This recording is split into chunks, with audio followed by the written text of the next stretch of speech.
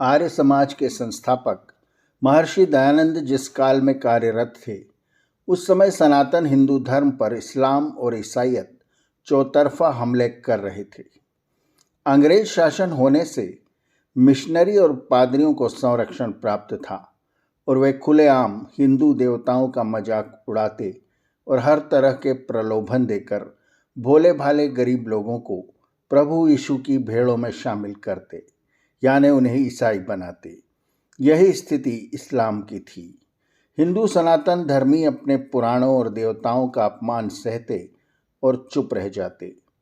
दूसरी ओर एक स्थिति यह थी कि यदि कोई गरीब किसी विधर्मी के हाथ से खाना खा लेता या पानी पी लेता तो उसे हिंदू धर्म से बाहर कर दिया जाता।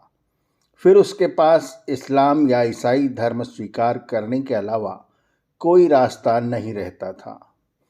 दरअसल सनातनी हिंदू एक ऐसा लिजलिजा जीव बन गया था जिसे कोई भी ठोकर मारकर चला जाता और वह और खुद अपने में सिमट जाता। लेकिन स्वामी दयानंद के आगमन के बाद सनातनी हिंदू के हाथ में सत्यार्थ प्रकाश नाम का एक ऐसा हथियार आ गया जिससे वह स्वयं की रक्षा भी करता और विधर्मियों पर आक्रमण भी। स्वामी दयानंद ने जब सत्यार्थ प्रकाश की रचना की थी तो उसमें 12 ही समुल्लास यानी अध्याय थे।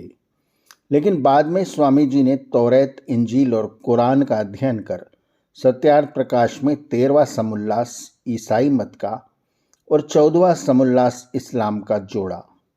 यद्यपि इन ग्रंथों के अध्ययन के पूर्व ही स्वामी जी की अनेक बार पादरियों और मौलानाओं से धर्म चर्चा हुई थी, जिसमें स्वामी जी के तर्कों का उनके पास कोई जवाब नहीं था। लेकिन स्वामी जी का चांदपुर मेले का शास्त्रार्थ इसीलिए प्रसिद्ध है कि उसमें ईसाई और मुस्लिम दोनों धर्मों के विद्वानों से स्वामी जी की शास्त्र चर्चा हुई थी।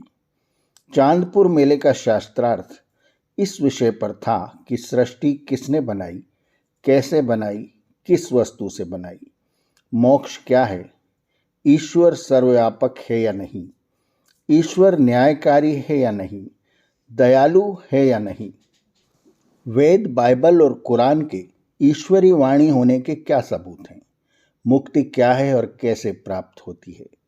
इन विषयों पर सकारात्मक वाद विवाद हुआ। इस मेले में इस गोष्ठी का नाम था ब्रह्म विचार मेला। स्वामी जी की विद्वता और सत्य के आगे कोई नहीं टिक सका। स्वामी जी ने पूछा, मुक्ति क्या है? फादर स्कॉट ने कहा, दुखों से छूटने का नहीं, पापों से बचने और स्वर्ग में पहुंचने का नाम मुक्ति है। मौलाना ने कहा कि खुदा की मर्जी है, जिसे चाहे मुक्ति दे, जिसे चाहे न दे। यदि हाकिम किसी पे नाराज हो जाए तो और कठिन सजा दे सकता है और खुश हो जाए तो उसे छोड़ भी सकता है।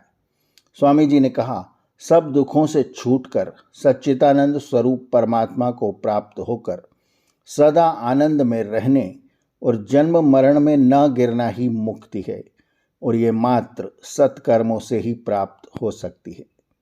फिर स्वामी जी ने पूछा, आप लोग ये बताएं, ईश्वर ने सृष्टि को कब और कैसे बनाया? मौलाना मोहम्मद कासिम ने कहा, खुदा ने सृष्टि को अपने स्वरूप से बनाया है। कब और कैसे बनाया, ये प्रश्न गैर जरूरी है।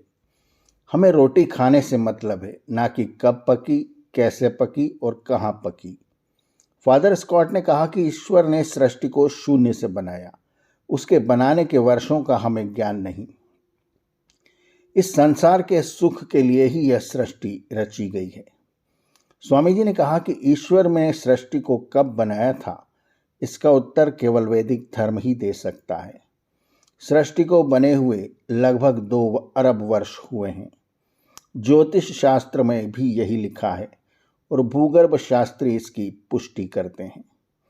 ब्रह्म विचार मेला बिना किसी निर्णय के समाप्त हुआ, पर श्रोता समझ गए कि स्वामी जी की सत्य बातों का किसी धर्म के पास कोई जवाब नहीं। ऐसे थे ऋषि दयानंद, जिनकी वजह से सत्य सनातन वैदिक धर्मावलंबियों को विधर्मियों के आगे सर उठाकर जीने का अवसर प्राप्त हुआ।